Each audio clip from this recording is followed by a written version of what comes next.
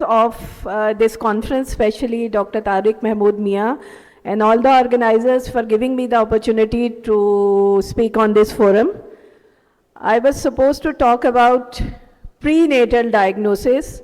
It's a very vast subject. I'm just going to give you an overview. What do we mean by prenatal diagnosis and what services you can provide to the pregnant ladies?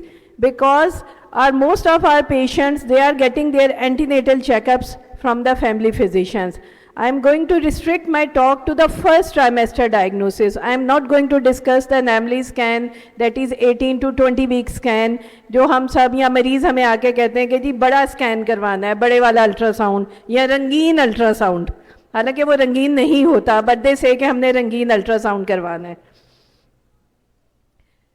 ये सवाल जो है ना कि आप सबसे पूछा जाता होगा जब पेशेंट आती है कि डॉक्टर साहब जब वो चेक प्रेग्नेंट होती है, प्रेगनेंसी टेस्ट पॉजिटिव आता है, वो पहला अल्ट्रासाउंड करवाने आती हैं या चेक करवाने आती हैं, the question she ask, is my baby normal, is my, सब कुछ ठीक तो है?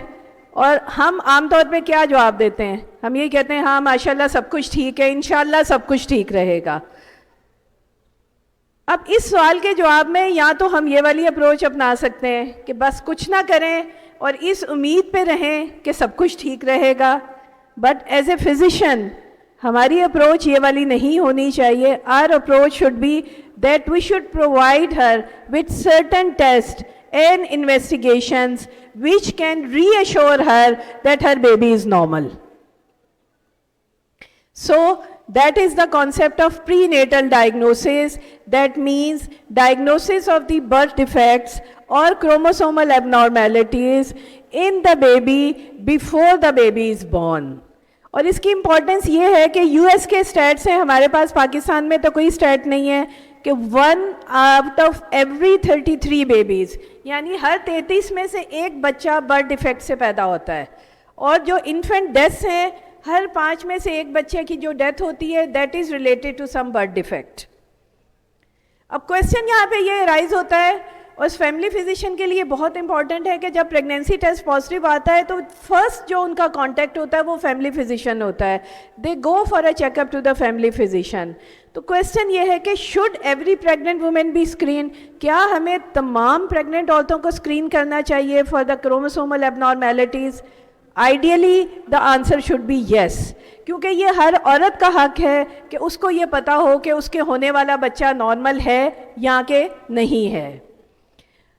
जनरल अप्रोच हम लोगों की क्या है, जो हम अभी तक कहते हैं कि अगर हमारे क्लिनिक पे एक 37-38 ईयर्स ओल्ड औरत आएगी तो हम कहेंगे तुम्हारी तो उम्र इतनी ज़्यादा है, तुम्हें क्या ज़रूरत थी बच्चा पैदा करने की, तुम्हारे बच्चे में ये डिफेक्ट्स हो जाएंगे, क्रोमोसोमल एबनॉर्मेलिटीज़ होंगी। और अगर एक 20 या 25 साल की लड़की होगी तो we are not worried at all. Why? इसलिए कि हमें ये बात पता है, we know that the incidence of chromosomal abnormalities is higher in the women who are 35 और more, but you should realize that there is a large population of women who are less than 35 years of age. यानी जो 35 साल से ज़्यादा उम्र की औरतें हैं वो कम प्रेग्नेंट हैं, और जो प्रेग्नेंट पॉपुलेशन है उनमें ज़्यादा तादाद उन औरतों की है जो 35 साल से कम की हैं, और उनमें भी ये इम्यून नहीं है। जो 35 ईयर से कम प्रेग्नेंट औरतें हैं एज की, they are not immune to birth defects. Birth defects उनमें भी हैं, क्रोमोसोमल एबनॉर्मेलिटीज़ उनमें भी होती हैं। तो that means in an ideal world every pregnant women should be screened. और ये इंसिडेंस ऑफ आप देख सकते हैं कि at the age of 20 trisomy 21 Down syndrome 1 in 1500 है, लेकिन 40 पे जाके वो 1 in 100 हो जाता है, और 45 के एज में वो 1 in 10 हो जाता है। हमें ज़्यादा परेशानी का सामना या खिफत का सामना उस वक्त होता है कि जो पेशेंट 9 महीने हमें दिखाती रहे और जब बच्चा डिलीवर हो वो डाउन सिंड्रोम का निकल आए। उससे ज़्यादा शर्मिंदगी कभी नहीं होती, क्योंकि फिर उसके घर वाले और पेशेंट आपसे क्वेश्चन करती है कि डॉक्टर साहब आप तो 9 महीने कहती रही सब ठीक है, तो अब मेरे बच्चे को यहाँ कार्डियक डिफेक्ट निकला है। This is a common story, हम सब के साथ हुई है। एनेमली स्कैन भी करा लिया, सब कुछ करा लिया, बाद में बच्चा कंजेनिटल हार्ट के साथ पैदा हो जाता है। And the question is why did it happen? आपको पता क्यों नहीं लगा? प्रीनेटल डायग्नोसिस का गोल क्या है? प्रीनेटल डायग्नोसिस का गोल ये नहीं है कि we should generate perfect babies like this. There is no perfect human specimen. हम में से कोई भी परफेक्ट नहीं है. हमारा गोल क्या है? हमारा गोल ये है कि we have to diagnose the babies before they are born with a birth defect. और अगर उनमें कोई बर्थ डिफेक्ट है तो क्या वो ट्रीटेबल है इन द इंट्रायूट्राइन लाइफ? और अगर आपको पहले से पता होगा कि baby is being born with a congenital heart defect, तो you will deliver the baby in a setup where cardiologist is available and where the facilities for the surgery are available. Similarly, diaphragmatic hernia, आप सब में से किसी ना किसी के baby को डायग्नोज कभी ना कभी जो आपने पेशेंट्स को मैनेज किया है, और डायफ्रेगमेटिक हर्निया एंटीनेटल पीरियड में डायग्नोज होना चाहिए. और अगर वो डायग्नोज हो तो उसकी इमीडिएट सर्जरी होती है. अदरवाइज जितना टाइम उसके डायग्नोसिस में लगता है, baby does not make. Usually those babies they expire. But अगर डायफ्रेगमेटिक हर्निया की टाइमली सर्जरी हो जाए तो the babies have a good prognosis.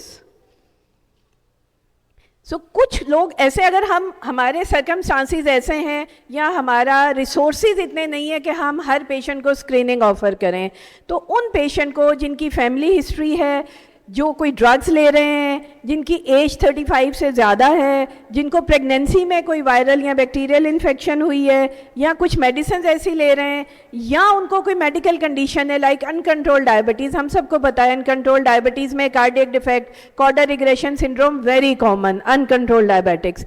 तो इन पेशेंट की तो स्पेशल स्क्रीनिंग लाजमी होनी चाहिए.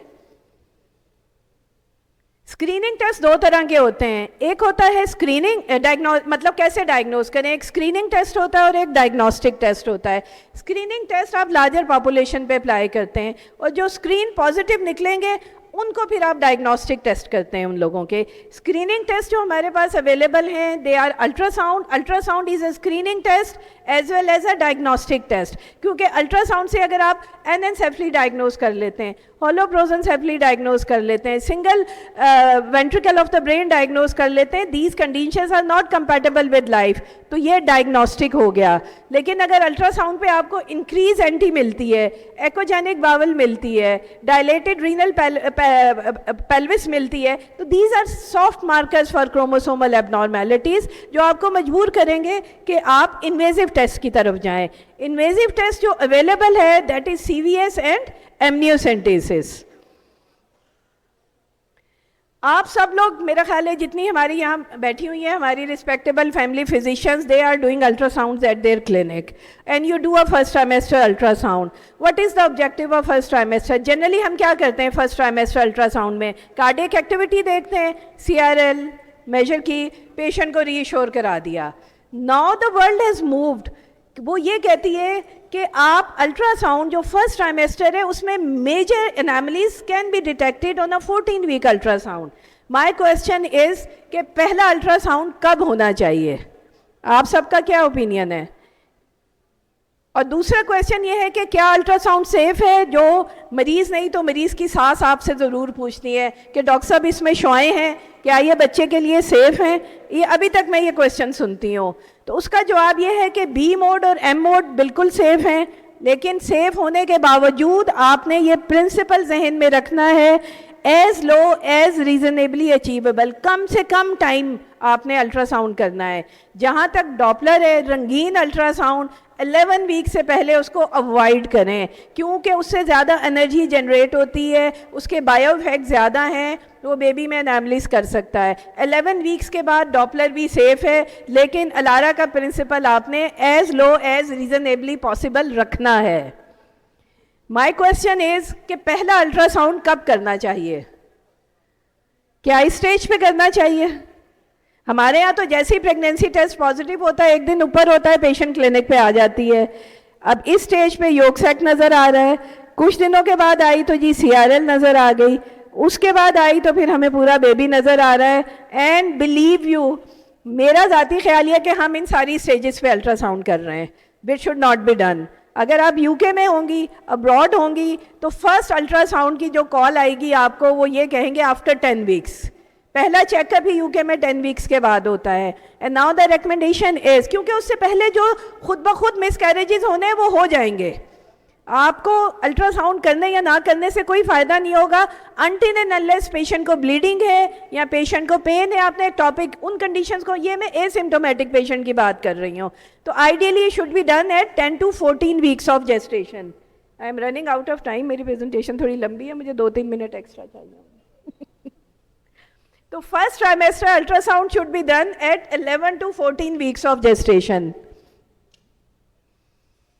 फर्स्ट ट्राइमेस्टर स्कैन, अब ये कहा जाता है कि anomaly scan is moving from 18 weeks to 14 weeks.